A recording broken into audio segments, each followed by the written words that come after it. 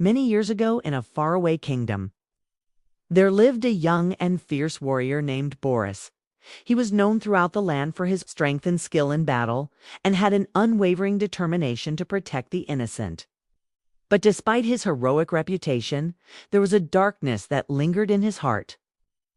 It was the memory of the village that had been destroyed by a legendary dragon, taking with it the lives of his parents and the people he held dear.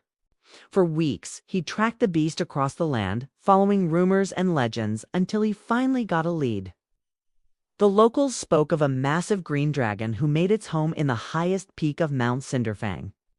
And so it was there that he set out to confront the beast, his heart filled with vengeance. But as he neared the dragon's lair, he heard a sound that made him pause, the sound of a mother's love. Inside the cave, he saw something that made him forget his mission. There were 2 dragon eggs nestled in the cave, guarded fiercely by a massive green dragon. Her eyes were filled with a deep sadness, a reflection of the pain she had endured and the fear she felt for her unborn children. The warrior stood there stunned, torn between his desire for revenge and the realization that this mighty dragon was not a mindless killer, but a mother trying to protect her young. As he watched, the dragon slowly opened one of the eggs, revealing a tiny hatchling, scared and confused. The moment the dragon saw the creature, her eyes filled with an overwhelming love, and she nuzzled it gently. Then the second egg hatched, and the sight before the warrior was so touching that it brought tears to his eyes. The dragon had laid her eggs in a place where poachers often hid, hoping to steal them and sell them for a fortune.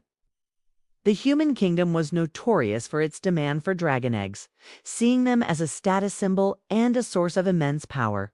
In fact, it was rumored that the king's advisors had sent him on this mission, believing that if he could bring back a dragon egg, he would be rewarded handsomely. But the warrior refused to let that happen.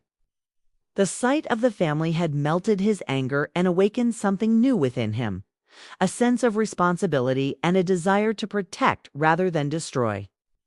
He knew that if he left this place, those eggs would be taken and the hatchlings killed or forced into a life of servitude. He couldn't let that happen, and so he made a decision that surprised even himself. He dropped to his knees and pledged to become the guardian of these dragons, vowing to protect them from harm. At first, the dragons were wary of him. They had been hunted and captured before and knew the dangers that came with trusting humans. But they also sensed the sincerity in his eyes and the strength in his presence.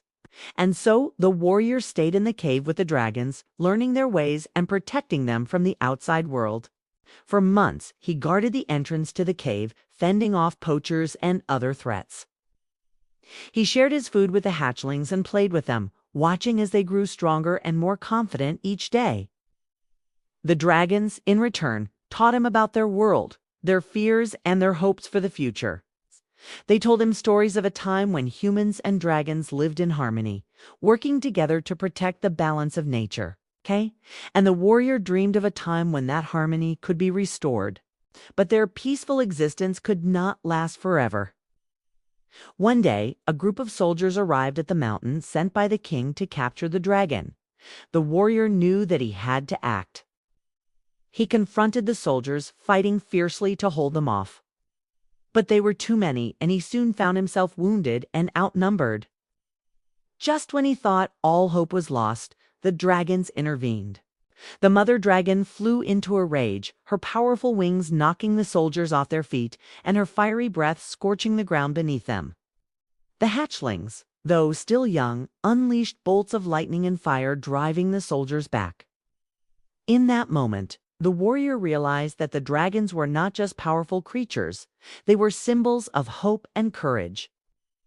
They represented a way of life that humans had forgotten, a connection to nature that had been severed by greed and ambition. As the smoke cleared and the soldiers lay defeated, the warrior approached the king's advisor, who had led the attack. He demanded to know why they had come to destroy these magnificent creatures, and the advisor's answer shocked him. He learned that the king was desperate to restore his fading powers and believed that a dragon egg would be the key. But he didn't understand the bond between the dragons and the warrior, nor the power that came from respecting and protecting nature. The warrior, filled with anger and sorrow, realized that he could not let this man continue to harm these creatures. He challenged the advisor to a duel, knowing that if he won, the king would have to listen to him. The fight was fierce, but the warrior's determination was stronger. He fought not just for the dragons, but for all the creatures, great and small, that were being hunted and persecuted.